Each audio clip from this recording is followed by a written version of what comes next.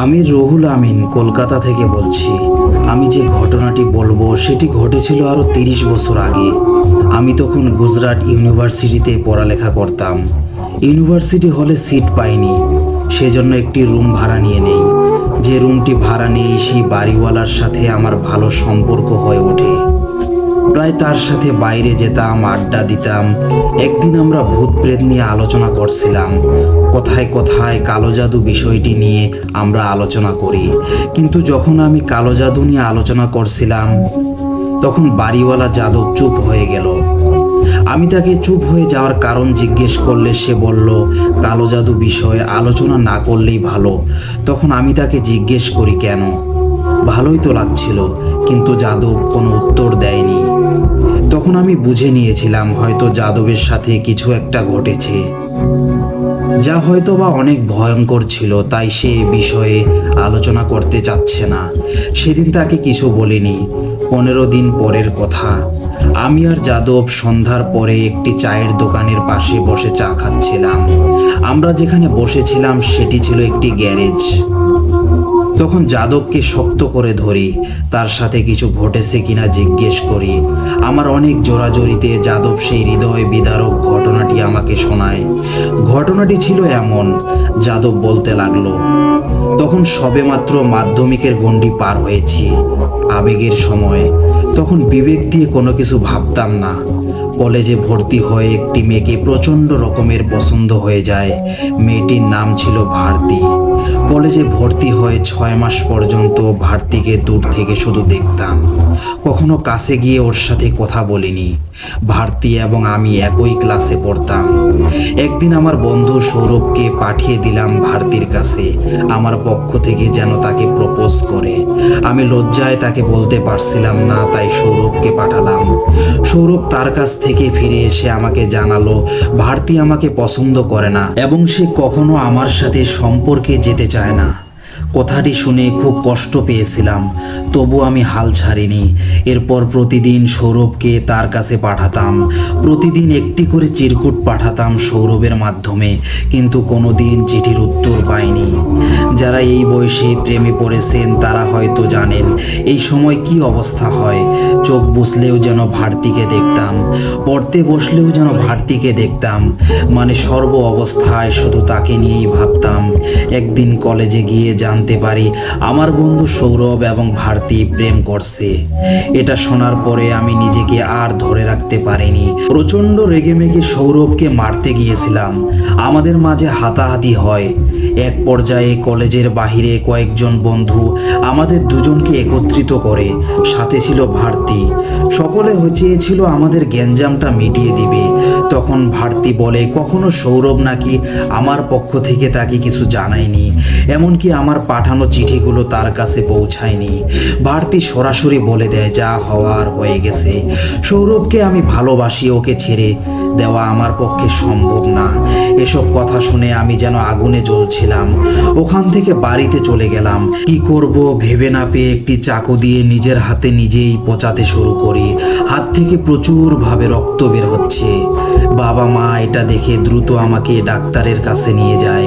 চিকিৎসা করার পরে আমি সুস্থ হই। বাবা মা জিজ্ঞেস করে কেন এটি করেছি, কিন্তু আমি তাদের কিছুই বলতে পারিনি। সুস্থ হয়ে বাড়ি ফিরে আসার পরে আমি ভাবছিলাম কি করা যায়। তখন একটি ঘটনা মনে পড়ে যায়। আমাদের পাশের বাড়ির এক জেঠাকে কালো জাদু করে মেরে ফেলা হয়েছিল, কিন্তু কে এই কাজ করেছিল আজও কেউ জানে না।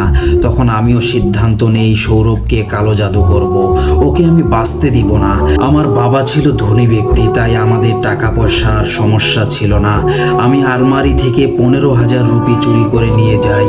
গ্রামের এক বৃদ্ধ দাদুর কাছ থেকে আহমেদাবাদের এক তান্ত্রিকের সন্ধান পাই। চলে যাই সেই তান্ত্রিকের কাছে। তান্ত্রিক আমাকে দেখে আমার সমস্যা জিজ্ঞেস করলে আমি তাকে সব কিছু খুলে বলি। তান্ত্রিক জানায়, বাছাধন, তোমার বয়স অনেক কম, এই বয়সে তোমরা অনেক কিছু করে থাকো, কিন্তু ভাবো না, তোমার দ্বারাই কাজ সম্ভব হবে না। তুমি অনেক ছোট মানুষ। আমি তান্ত্রিককে জানাই আমি সব পারবো এবং পকেট থেকে 10,000 রুপি বের করে তান্ত্রিককে দিলে সে রাজি হয়ে যায়।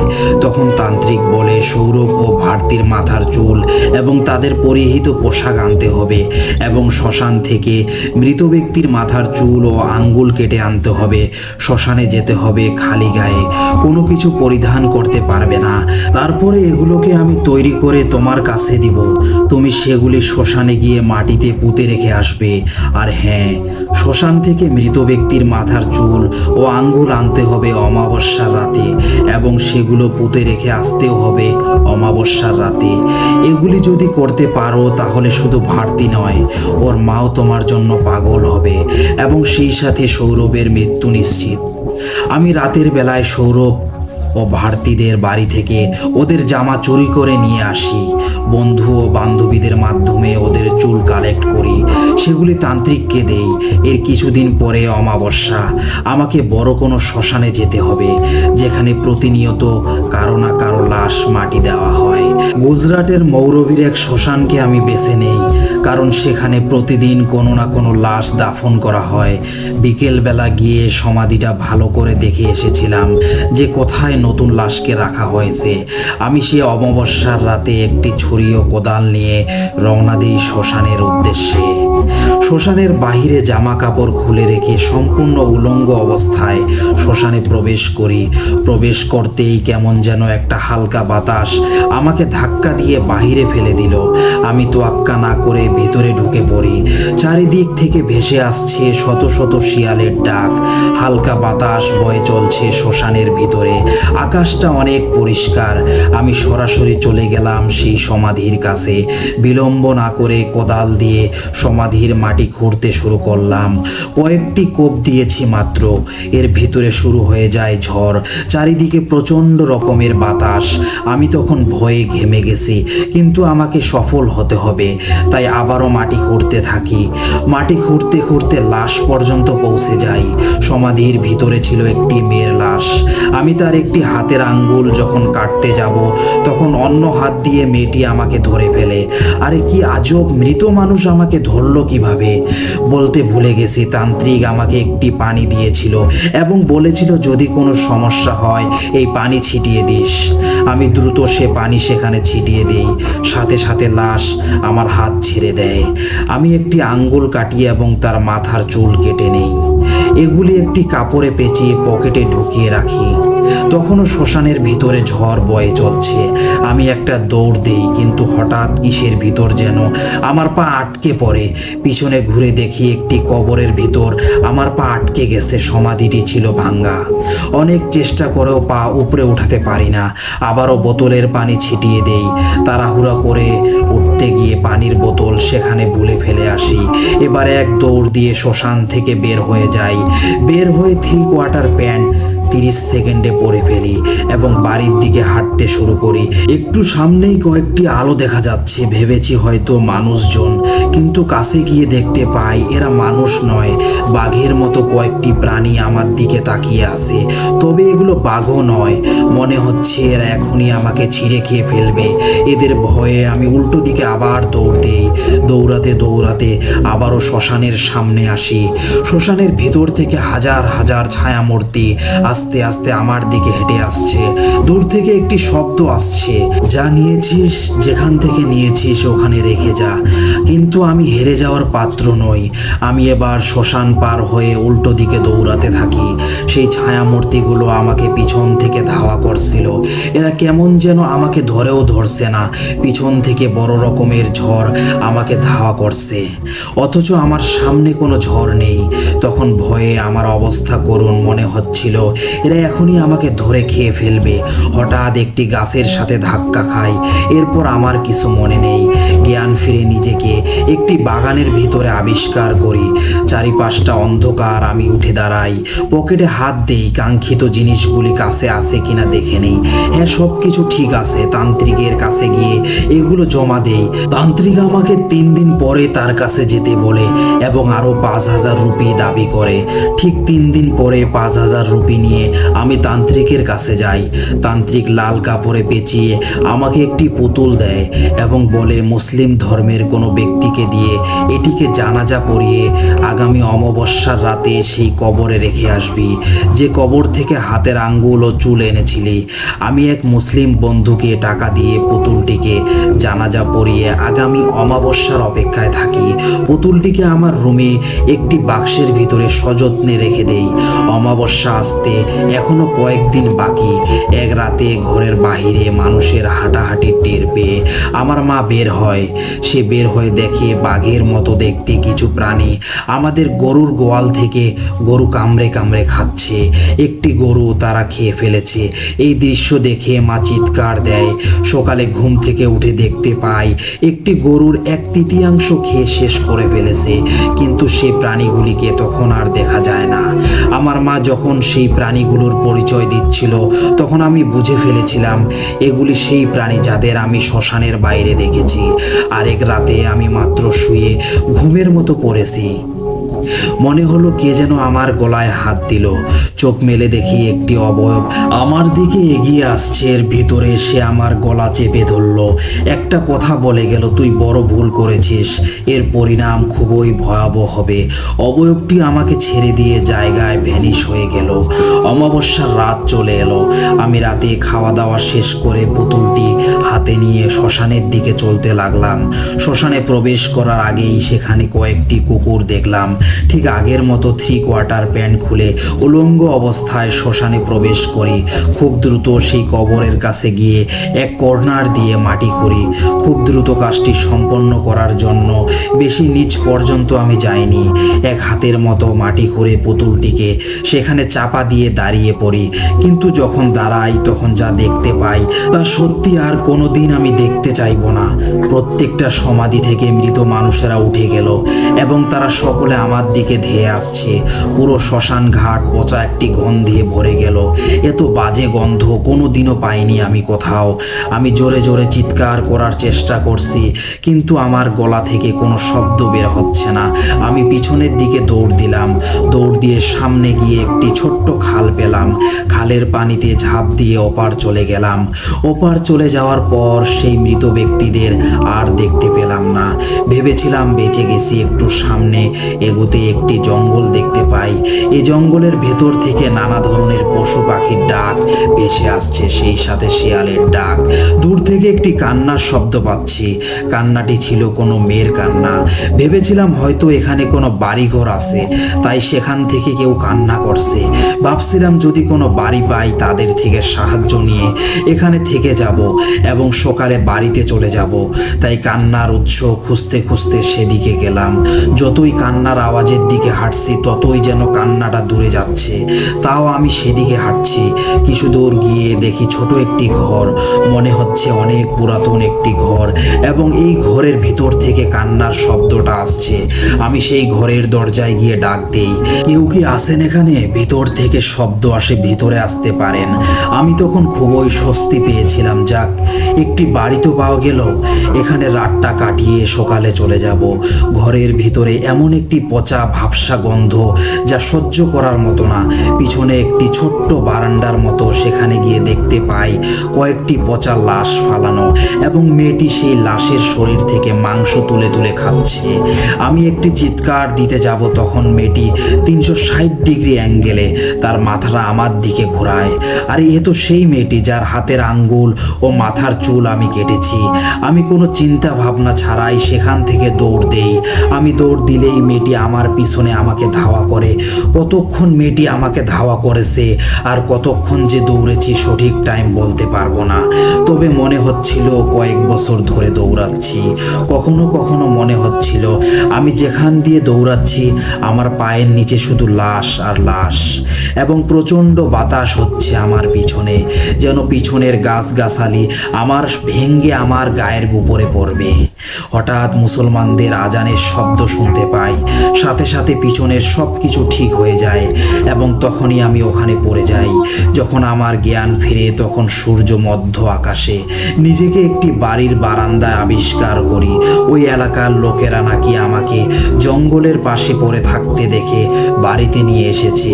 তাদেরকে ধন্যবাদ দিয়ে আমি বাড়িতে চলে যাই। 3 দিন পর্যন্ত আমি অসুস্থ ছিলাম, অনেক বেশি জ্বর ছিল আমার গায়ে। ডাক্তার দেখিয়ে ঔষধ নিলে সুস্থ হয়ে যায়। কি ভাবছেন ঘটনা এখানে শেষ হয়ে গেছে? ঘটনা তো মাত্র শুরু হলো। সেদিন রাতে আমি ঘরে ঘুমাচ্ছিলাম, আমার গলার কাছে গরম বাতাস অনুভব করি। সাথে সাথে চোখ মেলে দেখি আমার চোখের সামনে সেই মেয়েটি দাঁড়িয়ে আছে। কি ভয়ঙ্কর চেহারা ছিল তার, মুখ থেকে মাংসগুলো খসে পড়ে গিয়েছে। আমি বড় চোখ করে তার দিকে তাকিয়ে আছি।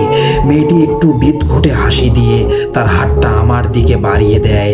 আমার হাতের আঙ্গুল ফেরত দে, আমার মাথার চুল ফেরত দে। আমি কোনো শব্দ করতে পারছিলাম না, গলা থেকে কোনো শব্দই বের হচ্ছে না এবং সাথে সাথে মেয়েটি আমার গলা চিপে ধরে আমাকে উপরে জাগিয়ে বিছানার উপরে ছেড়ে দেয়। এরপর আমার কিছু মনে নেই। মায়ের ডাকে ঘুম থেকে উঠি, বারবার মনে করতে থাকি রাতের কথা। ভেবেছিলাম হয়তো স্বপ্ন দেখেছি, কিন্তু আয়নার সামনে গিয়ে দেখি আমার গলায় দাগ রয়ে গেছে। সেদিন ভেবেছিলাম হয়তো আর সমস্যা হবে না, তাই এই সমস্যাটাকে গুরুত্ব দেইনি।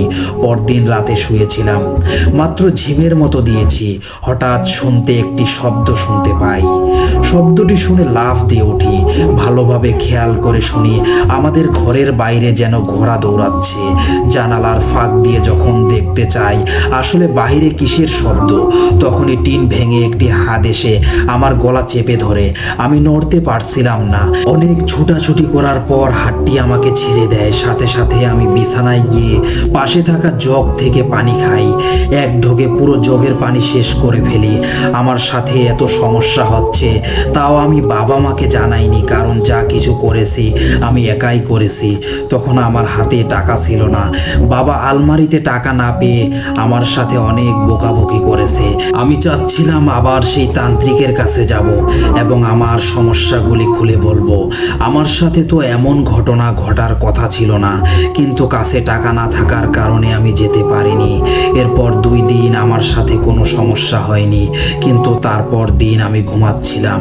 একটি করুণ কান্নার শব্দে আমার ঘুম ভাঙে, কিন্তু ভয়ে বাইরে বের হয়নি, এমনকি চোখ খুলিনি।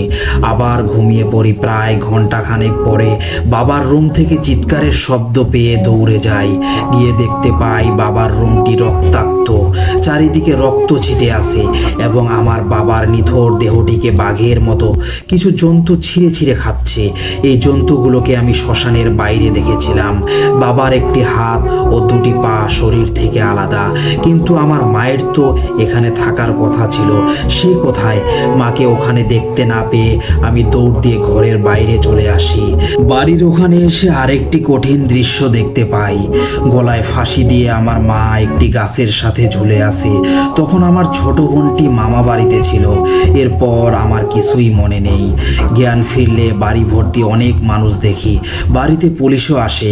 সকলে মিলে বাবা মায়ের শেষ কার্য সম্পন্ন করি। এরপর আমি আমার এবং আমার বোনের ভবিষ্যতের কথা ভেবে আলমারি থেকে টাকা নিয়ে দ্রুত সেই তান্ত্রিকের কাছে চলে যাই। তান্ত্রিক আমাকে কিছুক্ষণ বসিয়ে রেখে ঘরের ভিতরে যায় এবং বের হয়ে এসে আমাকে জানায়, যাদব সব শেষ। তোমার একটি ভুলের কারণে তোমার পিতা মাতার মৃত্যু হয়েছে। এখন তুমিও তোমার বোন এবং ভারতীয় সৌরভের জীবন নাশের আশঙ্কা রয়েছে। আমি কি ভুল করেছি জিজ্ঞেস করি। তান্ত্রিক জানায় আমি নাকি সেই রাতে সেই পুতুলটা অন্য একটি কবরে পুঁতে রেখেছি। যে সমাধি থেকে আঙ্গুল কেটে এনেছিলাম সেখানে রাখিনি, তাড়াহুড়া ও ভুল করে অন্য একটি কবরে পুঁতে ফেলেছি। আর যার সমাধিতে এই পুতুলটি রেখেছি সে ছিল এক বড় ধরনের তান্ত্রিক।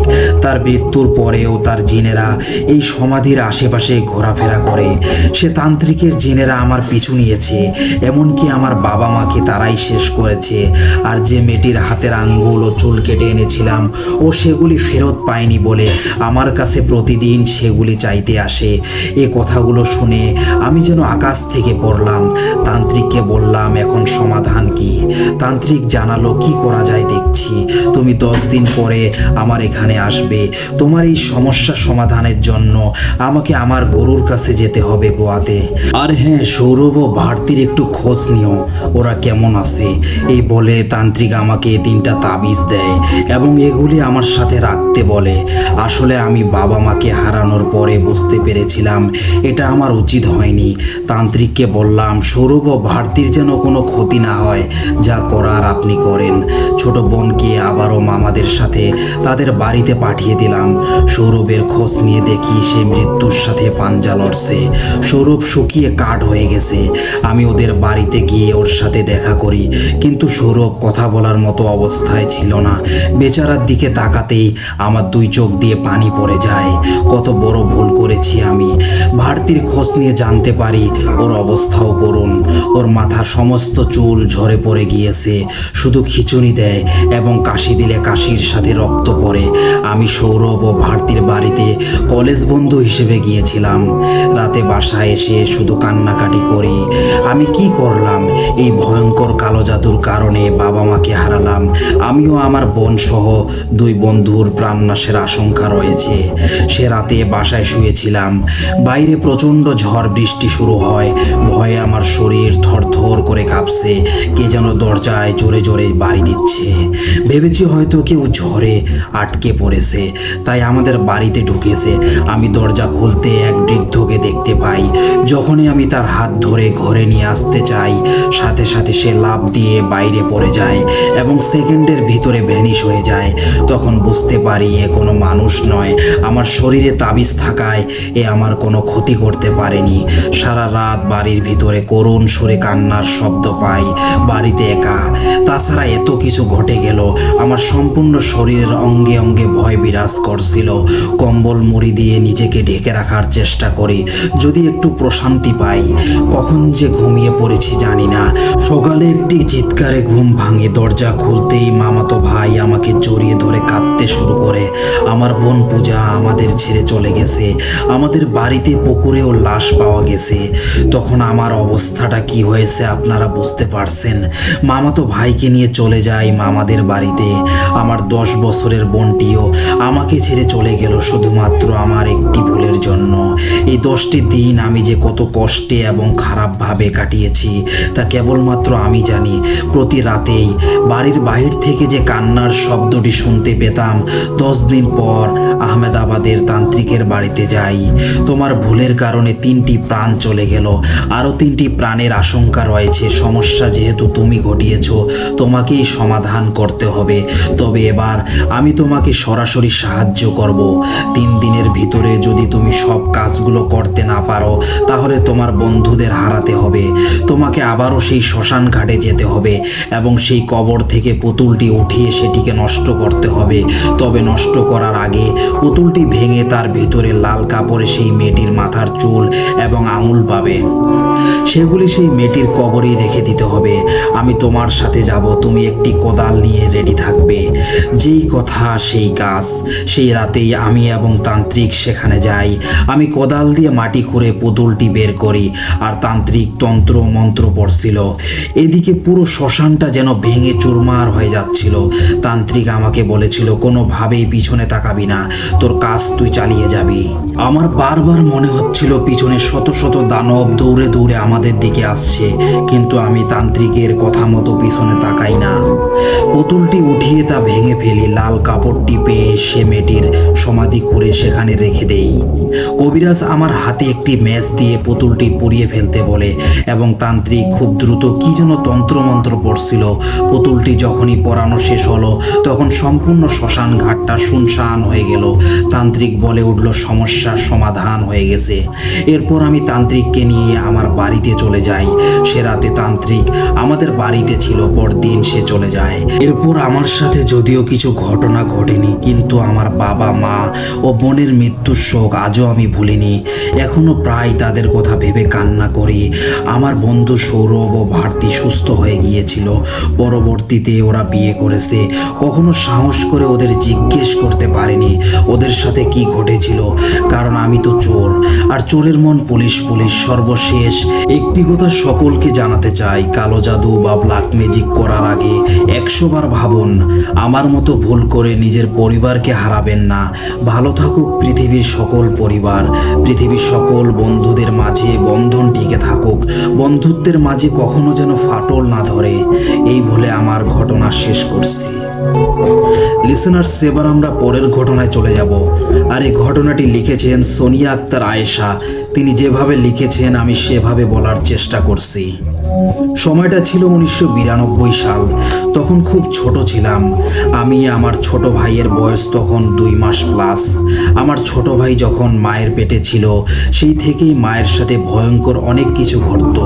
যেমন মা সঠিক জায়গায় কোনো কিছু রাখলে তা আর খুঁজে পেতেন না, আবার খানিকটা বাদে সেই জিনিসপত্র আবার সেখানেই পেতেন। মা গরু পালতো, গরুর দুধ মা নিজেই বানাতো। মা প্রায় অনেক দিন যাবৎ একটা ব্যাপার লক্ষ্য করতে লাগলেন। মা গরুর দুধ বানাতে গেলে গরুর এক ফোঁটাও দুধ বের হতো না। মা ভাবলো বাছুর ছানা তো বেঁধে রাখা হয়, তাহলে গরুর দুধ কোথায় যায়? মা কারো কাছে কিছুই বলে নাই। মা নিজে নিজেই চিন্তা করলো হয়তো রাতে চোর আসে আর সেই চোরই গরুর দুধ চুরি করে নিয়ে যায়। এটা মা নিজ থেকেই চিন্তা করলো।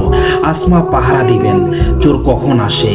আমার বাবা সারাদিন ক্ষেত খামারিতে কাজ করত। অনেক পরিশ্রম করার কারণে বাবা রাতের খাবার খেয়েই ঘুমিয়ে পড়তেন।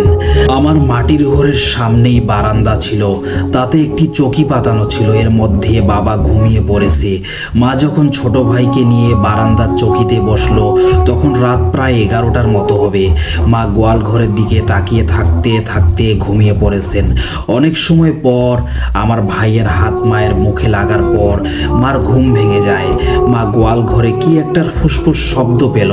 মা আকাশের চাঁদের আলোয় যতটুকু দেখতে পেল তা আরো ভালো করে দেখার জন্য মা সামনের দিকে এগোতে লাগলো। দেখতে পেল একটা কালো রঙের বিশাল বড় একটি সাপ গরুর পা পেঁচিয়ে দুধ খাচ্ছে। মা কোনো কিছু না বুঝেই ওই সাপটার গায়ে একটি ইটের টুকরো ঢিল মারলো। ততক্ষণে সাপটি গরুর পা থেকে নেমে ধীরে ধীরে চলে গেল। তখন রাত প্রায় 3:20 বাজে। মা ভাইকে নিয়ে ঘরে চলে গেল। আর তখন থেকেই শুরু হলো একটার পর একটা ঘটনা। মা ঘরে যাবার সাথে সাথে ঘুমিয়ে পড়লো। ওই দিন রাতেই মা স্বপ্ন দেখেছিল। স্বপ্নটা এমন ছিল যে কালো ধোঁয়ার মতো কি একটা মায়ের কাছে আসে এবং একটা মানুষে পরিণত হয়, কিন্তু স্বাভাবিক মানুষের মতো নয়। লম্বায় অনেক বড়, তার চেহারাতে লম্বা দাড়ি ছিল। চেহারায় কোনো ভয়ঙ্করের ছাপ নেই, শুধু চোখ দুটো লাল টকটকে। তিনি স্বপ্নেই মাকে বলছেন তুই কাজটা ভালো করিসনি। মা স্বপ্নের মধ্যেই তাকে জিজ্ঞেস করছেন কেন, আমি কি করেছি। তারপর ওই অবয়বটি বলল আমি রোজ রাতে এসে তোর গরুর দুধ পান করতাম। আরও বলে তুই যেহেতু আমাকে দেখেই ফেলেছিস তাহলে আমাকে তাড়িয়ে দিতি, আমাকে আঘাত করলি কেন। আরও বলে এর পরিণাম অনেক খারাপ হবে। সবচাইতে অবাক করা বিষয় হলো মা স্বপ্নের মধ্যে তার শরীর থেকে খুব সুন্দর একটা ঘ্রাণ পেয়েছিল। মা আচমকা ঘুম থেকে উঠে সেই ঘ্রাণ পাচ্ছিল সারা ঘরে। মায়ের মনে হচ্ছিল সে স্বপ্ন দেখেনি, যেন মা ওই অশরীরের সাথে জাগ্রত অবস্থায় কথা বলছিল। তার পরের দিন মা সকালে উঠে দেখে মায়ের গরুটা মারা গেছে এবং ওই গরুর দুধের বানগুলো ছিন্ন বিচ্ছিন্ন হয়ে পড়ে আছে মাটিতে। এই ঘটনাগুলো মা দিনের বেলা দেখেছে। অনেকেই দেখেছে গরুর অবস্থা। শেষ হলো দিনের কথা। এবার আজকে রাতের কথা বলি। বাবা বাসায় নেই, ঢাকা গিয়েছে আমাদের ফুপির বাসায় 2 দিনের জন্য। বাবা যাওয়ার আগে দাদিকে বলেছিল মায়ের সাথে ঘুমানোর কথা। দাদি মায়ের কাছে এসে বলে আমি ঘুমাবো তোমাদের সঙ্গে। মা দাদিকে না করে দেয়, কারণ দাদা খুবই অসুস্থ ছিল। আমার মা দাদিকে বলে মা সমস্যা নেই, আপনি বাবার কাছে যান, আমি ওদের নিয়ে থাকতে পারবো। ওই রাতে ঘটে আরেক ঘটনা। আমি আর আমার ভাই ঘুমিয়ে আছি। মায়ের কাজ ছিল তাই মা সজাগ ছিলেন। আমার বলতে মনে নেই একটা কথা, আমার মা কিন্তু অনেক সাহসী ছিলেন। মা সব সময় দরুদ কালাম পড়ে নিজের বুকে ও আমাদের বুকে ফু দিয়ে দিতেন। মা হঠাৎ খেয়াল করলেন মাটির ঘরের দেয়ালের উপর দিয়ে অনেক বড় একটা লম্বা হাত বের হয়ে আসছে আমার ভাইয়ের দিকে, কিন্তু তার মুখমণ্ডল কিছুই দেখা যাচ্ছে না। মা তাড়াতাড়ি ভাইকে কোলে নিল। মা চিৎকার চেঁচামেচি না করে তাকে জিজ্ঞেস করলেন, কি চাস তুই? উত্তরে সে অবয়বটি বলল, আমি তোর ছেলেটাকে চাই। মা রাগ হয়ে বলল, এইটা তো মামার বাড়ি মোয়ানা, চাইলেই পাওয়া যায়। আমি মায়ের কথার শব্দে ঘুম থেকে উঠে পড়ি আর তার এত লম্বা হাত দেখে চিৎকার করি। মা আমাকেও বুকে জড়িয়ে ধরে। মা ওই অবয়বটাকে বলে, তুই এখান থেকে চলে যা। কিন্তু মায়ের কথাটা কোনো কাজে লাগেনি। মা তখন তার হাতের কাছে হারিকেনটা দিয়ে একটা ছেঁকা দিয়ে দিল। শয়তানটা যাওয়ার আগেও বলে গেছে, আমি তোকে ছাড়বো না। ঠিক 3 থেকে 4 দিন পর ঘটে আমার জীবনে মনে রাখার মতো একটি সত্য ঘটনা। শীতের সময় ছিল, তখন দাদি আমাদের দরজায় নক করছে। মা বলে উঠল, কে? দাদি বলল, আমি। দাদি বলছে, সেই কখন আজান দিয়েছে, এখনো বাবুর তেনা কাঁথা ধুইতে বের হইসনি? মা উঠে দেখে সব অন্ধকার। মা দাদিকে বলে, মা এখনো তো সকাল হয়নি। দাদি বলে, সকাল হয়েছে, কুয়াশায় অন্ধকার হয়ে আছে। দাদি বলে, ওর ময়লা তেনা কাঁথা বের করে তুমি পুকুর পাড়ে যাও, আমি আসতাছি কলসি নিয়ে। মা একবারও হয়তো দেয়াল ঘড়ির দিকে তাকিয়ে সময়টা দেখেনি। তেনা কাঁথা নিয়ে চলে গেল আমাদের পুকুর পাড়ে। মা ময়লা কাপড়গুলো হাঁটু সমান পানিতে নেমে কাপড়গুলো ধুইতে শুরু করলো। এমন সময় কোনো একটা কিছু মায়ের পা টান দিয়ে পুকুরের বেশিরভাগ পানিতে নিয়ে গেল। অনেক ধস্তাধস্তি হলো মায়ের সাথে। মা বারবার নিজেকে বাঁচানোর চেষ্টা করেই যাচ্ছে। একটা সময় মা পানি থেকে মাথা উঁচু করে দেখে সেই অবয়বটা। তারপর আবার মাকে টেনে নিয়ে যায়। কিছুক্ষণের মধ্যেই আজান দেয়। আজান শেষ হবার পর মাকে ছেড়ে দেয় সেই অবয়বটি। তারপর মা পানি থেকে উঠে দেখে দাদি দাঁড়িয়ে আছে। মা জিজ্ঞেস করছেন, দাদিকে এত চিৎকার চেঁচামেচি করলাম, আপনি শুনেননি? দাদি ভয়ঙ্কর এক হাসি দিয়ে বলল, আমি তো তোকে মেরে ফেলতে চেয়েছিলাম, তুই যে বেঁচে গেলি। এবার বাসায় গিয়ে দেখ, আমি তোর জন্য আরেকটা উপহার রেখে দিয়েছি। মা দৌড়ে সোজা ভাইয়ের কাছে চলে গেল। যে দেখে আমার ভাইয়ের নাক কান দিয়ে রক্ত, ওর গালে মুখে পিঠে অনেক মায়ের দাগ। ভাইকে ওরা মেরে ফেলেছে। আমার মা এই ঘটনার পর থেকে কথা বলা বন্ধ করে দিয়েছিল। তারপর পুরোই পাগল হয়ে গিয়েছিল। এখন আর মা বেঁচে নেই। এই ছিল ঘটনা। সবাই আপুর আম্মুর জন্য দোয়া করবেন, আল্লাহ যেন ওনার আম্মুকে জান্নাত দান করেন। সো লিসেনার্স, এবার আমরা পরের ঘটনায় চলে যাব। আর এই ঘটনাটি লিখেছেন নুসরাত হক। তিনি যেভাবে লিখেছেন আমি সেভাবে বলার চেষ্টা করছি। আমার বিয়ে হয়েছে আজ 50 বছর। আমার বিয়ে হওয়ার 45 বছর পর আমি মা হই। ব্যাপারটা অবাক লাগছে, তাই না? আসেন এবার পুরোটা শুনেন। আমার ছেলেবেলা বা বিয়েটা আর বাকি 5টা মেয়ের মতো, এখানে বলার কিছুই নেই। আমি আর আমার বর ছিলাম খুব সুখী। বিয়ের পর থেকে সে আমায় খুব ভালোবাসতো। আমরা বিয়ের প্রথম থেকেই বেবি চাইতাম, কিন্তু হতো না। এভাবে অনেক বছর কাটে, কিন্তু হতো না। আমাকে চারদিক থেকে মানুষ নানা রকম কথা বলতো। আমি শুধু তাহাজ্জুদ পড়ে কান্না করতাম। কত ডাক্তার কবিরাজ দেখিয়েছি, হিসাব নেই। এমনকি 10 বারের মতো ওমরা হজও করেছি বেবির নিয়ত করে, কিন্তু আল্লাহ আমায় নিরাশ করে। আমি আজমির শরীফও গিয়েছিলাম খাজার দরবারে।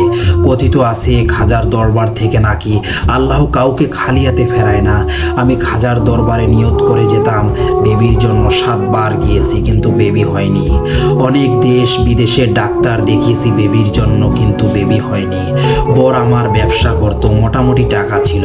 আমি জীবনে এত টাকা উড়িয়েছি বেবির জন্য বলে বোঝাতে পারবো না। কিন্তু আমার বর কখনো তাবিজ তুবিজের এগুলো বিলিভ করতো না। আমিও তাই যেতাম না। আমার বরের অনেক সম্পত্তি, টাকা পয়সা আছে। বলে রাখি, আমার বরেরা 2 ভাই, আমার বর ছোট। আমার বরের বড় ভাই আছে। আমার জাটা খুব ভালো, বোনের মতো। কখনো আমরা যায় ঝগড়া করিনি। আমার বর থেকে আমার জায়েদের টাকা পয়সা খুব একটা কম ছিল, কিন্তু কখনো আমরা তাদের নিচু চোখে দেখিনি। আমার বিয়ের আগে আমার শাশুড়ি মারা যায়। আমার শ্বশুর বিয়ের 5 বছর পর মারা যায়। আমার জায়ের 3টা ছেলে মেয়ে। সত্যি বলতে আমার বড় জায়েদের পুরো খরচটা আমরা টানতাম। আমার বড় ভাসুর ছিল জুয়ারি, সারা দিন জুয়া খেলতো আর টাকা উড়াতো। তারপর তারপর থেকে ছেলে মেয়েগুলো আমরাই মানুষ করতাম। আমি কখনো শ্বশুরবাড়ির কোনো দাওয়াতে যেতাম না, কারণ সবাই আমাকে বন্ধা বলতো। এভাবে বিয়ের 20 বছর কেটে যায়। আমিও ধরে নিয়েছিলাম হয়তো আমি বন্ধা, কিন্তু ডাক্তারি রিপোর্ট অনুযায়ী আমাদের কোনো সমস্যা ছিল না। আমারও বয়স বাড়তে লাগলো, আর আমার বরেরও। আমার বিয়ের সময় আমার বয়স ছিল 15 আর আমার বরের 21। আমার শ্বশুর শখ করে তার ছেলেকে তাড়াতাড়ি বিয়ে দিয়েছে। জীবনটা একটা বাচ্চার জন্য হাহাকার করেছিল। আমার আর বরের চোখের পানি একমাত্র আল্লাহ আর মক্কা শরীফ জানে। আমার পিরিয়ডও নিয়মিত ছিল না, কিন্তু কোনো কারণ খুঁজে পাচ্ছিল না ডাক্তাররা। আমার পিরিয়ড হয়তো 1 বছর পর পর 1 মাস বা 2 মাস থাকতো, কিন্তু বিয়ের আগে এমন ছিল না। প্রায় সময় আমার যা আমাকে বিভিন্ন তাবিজ লেখা খাওয়াতো। এগুলো নাকি বাচ্চা হওয়ার জন্য আমিও খেতাম। সবাই আমাকে বন্ধা ডাকতো। অনেকে বলতো একটা বাচ্চা পালক নাও, কিন্তু সেটা কখনো আমার বর চাইতো না। তার কথা হলো না হইলে না হোক, কিন্তু বাচ্চা পালতে পারবো না। আমার ভাইয়ের ছেলেমেয়েরা সবাই নিজের, ওরা আমাদের মাটি দিবে। এভাবে সুখে দুঃখে মানুষের কথায় বিয়ের 44টা বছর কেটে যায়। আমার বড় বুড়ো, কারণ বরেরও 66-এর কাছাকাছি বয়স হয়ে যায়, আর আমার 60-এর কাছাকাছি হয়। বাচ্চার আশা একদম ছেড়ে দিই। ইদানিং বরের শরীরটাও ভালো না, হয়তো আর বাঁচবে না। সিদ্ধান্ত নিয়েছে আমাদের জায়গা জমিন টাকা পয়সা সব আমার ভাসুরের ছেলেদের নামে লিখে দিব, কিন্তু তার আগে হজে যাব, বড় হজ করব। হজ থেকে এসে জায়গা জমিন কিছু ভাসুরের ছেলেদের নামে দিয়ে বাকিগুলো আল্লাহর রাস্তায় দান করে আমরা দুজন আল্লাহর রাস্তায় মুসাফির হব, যথারীতি হজে যায়। যেদিন শয়তানকে পাথর মারা হবে সেদিন খুব ঝড় হয়। আমরা শয়তানকে পাথর নিক্ষেপ করে কাবার সামনে বসলাম। খুব বৃষ্টি, আর তখন কান্না করে করে আল্লাহকে বললাম, এই জীবনে তো একটা বাচ্চা দিলা না, কত চাইলাম তোমার কাছে, এটা কি আমাদের কপালে রাখছো? কত মানুষের কত কথা শুনলাম, তারপরও রহমত করলা না। অসুবিধা নাই, হয়তো আমরা জাহান্নামী, তাই দোয়া কবুল করো না। তোমার সামনে বলতেছি বাচ্চা দাওনি, এই জীবনে আর কখনো কিছু তোমার কাছে চাইব না, মৃত্যুটা দিও। বাচ্চার দোয়া কবুল করনি, কিন্তু মৃত্যু দিও, এটা কবুল করিও। আর নিঃসন্তান থাকার ইচ্ছে নেই, আল্লাহ বড় অভিমান তোমার উপর। এটা বলে আমরা রুমে আসলাম। তারপর সাফা ও মারওয়া পাহাড় দ্বয়ের মাঝে দৌড়ানোর পর আমরা ক্লান্ত হয়ে পাহাড়ের উপর এক পাশে বসলাম। তখন এক পাকিস্তানি আমাদের মুখের দিকে তাকিয়ে কি যেন বলল, আরবিতে বুঝলাম না। তখন আমাদের পাশে এক প্রবাসী ভাই ছিল। তখন তিনি বললেন যে তোমাদের উপর কালো জাদু করছে বাচ্চা না হওয়ার জন্য। আমরা দুজনে ভয় পেয়ে গেলাম, হায় আল্লাহ কি বলে। এরপর পাকিস্তানিটা আরবিতে বলতে লাগলো, তোমরা তো মনে হয় আজ বহু বছর ধরে কালো জাদুতে আক্রান্ত। তোমার জরায়ু আর তোমার বরের বীর্যদানী কালো জাদু দ্বারা বন্ধ করে রাখছে, যাতে কখনো আমরা সন্তানের বাবা মা হতে পারবো না যদি এগুলো না কাটাই। তখন আমি কান্না করে দিলাম আর বিলিভ করলাম যে আল্লাহর ঘরে কেউ তো মিথ্যা বলবে না। আমরা কিন্তু কেউ আরবি জানতাম না। এক প্রবাসী ভাই আমাদের কথাগুলো বাংলাতে বলতেছিল। তখন আমরা জিজ্ঞেস করলাম কে করেছে। উনি তখন নাম বলে নাই। বললাম এটার থেকে পরিত্রাণের উপায় কি। তখন তিনি আমাকে কিছু পানি পড়া দিলেন আর বললেন এগুলো খেয়েও ঠিক হয়ে যাবে, আর গোসল করো 7 দিন। আর যখনই মনে হবে কেউ কিছু করছে, এটা তুমি আর তোমার পরিবারের সবাই খাবা, গোসল করবা, এই পানি সারা জীবন রাখবা, তবে তোমরা ছাড়া অন্য কেউ যাতে ব্যবহার না করে। তখন 2006 সাল শেষে হজ করে দেশে আসলাম। 7 দিন গোসল করলাম। আল্লাহর রহমতে আমি বাচ্চা কনসিভ করলাম। সবাই অবাক, এই বুড়ো বয়সে বাচ্চার মা। তখন আমার জায়ের রূপ বদলাতে লাগলো, কারণ হজ থেকে আসার পর তার বাচ্চাদের নামে সম্পত্তি লিখে দেওয়ার কথা ছিল। তারা কাগজপত্র রেডি করে রেখেছিল, কিন্তু আমার বর আর তা করেনি। ডাক্তাররাও অবাক হয়ে যায়, এই বয়সে বাচ্চা। আমাকে তখন ডাক্তাররা গভীর কেয়ারে রাখে। আমার মনে আছে আমার গর্ভকালীন সময়টাতে আমি খাট থেকেও নামিনি। আল্লাহর অশেষ রহমতে দীর্ঘ 45 বছর পর 2007-এ 3টা ছেলের মা হলাম, একসাথে 3টা সারা এলাকায়। তখন এই কথা ছড়িয়ে পড়ে, আর আমার বড় যা আমার বেবিগুলোকে কোলেও নিল না। আমরা বুড়ো বুড়ি যেন 16 বছরের যুবক যুবতী হয়ে গেলাম মনের দিক থেকে। ততদিনে আমার বর সরকারি চাকরি থেকে অবসরে যায়। 2010-এ আমি আবার বাচ্চার মা হলাম, তাও 2টা মেয়ে। শরীরের অবস্থা অনেক খারাপ ছিল গর্ভকালীন। একদিন একদিন আমার যা আর ভাসুরের মধ্যে কথা শুনতে পাই তারা নাকি সম্পত্তির জন্য আমাদের বাচ্চা হওয়াটা কালো জাদু দিয়ে বন্ধ করে রাখছিল। পরে অবশ্য মাফ চায়, আমি মাফ করে দিই। আল্লাহর রহমতে এখন ভালো আছি। তবে আমার বরের অবস্থা ভালো না, এখন হাঁটতে পারে না। আমার বড় ছেলেদের বয়স এখন 13। বাইরে গেলে অনেকে আমাদের জিজ্ঞেস করে এটা কি আপনাদের নাতি? আর হ্যাঁ, আল্লাহর কাছে মাফ চেয়েছি, অভিমানে অনেক কথা বলেছি। এখন আল্লাহর কাছে একটাই প্রার্থনা, আমরা যাতে 2 বুড়া বুড়ি ছেলে মেয়েগুলোকে বিয়ে দিয়ে যেতে পারি। আল্লাহ যাতে আমাদের সুস্থ আর হায়াত রাখে। আমার বাচ্চাগুলো খুব ভালো, একদম শান্ত। ছোটবেলা থেকে তারা কখনো আমাদের জ্বালায়নি। দোয়া করবেন আমাদের জন্য। আর হ্যাঁ, নিরাশ হবেন না, আমি 60 বছরে মা হয়েছি। সবাইকে সালাম। সো লিসেনার্স, ঘটনাগুলো আপনাদের কেমন লাগলো? ঘটনাগুলো যদি ভালো লেগে থাকে অবশ্যই লাইক করবেন আর কমেন্টের মাধ্যমে জানাবেন। এবং হ্যাঁ, বেশি বেশি করে শেয়ার করবেন আজকের এই ঘটনাগুলো। আর হ্যাঁ, আমাদের চ্যানেলকে সাবস্ক্রাইব করে পাশে থাকবেন। অনেক ধন্যবাদ সবাইকে।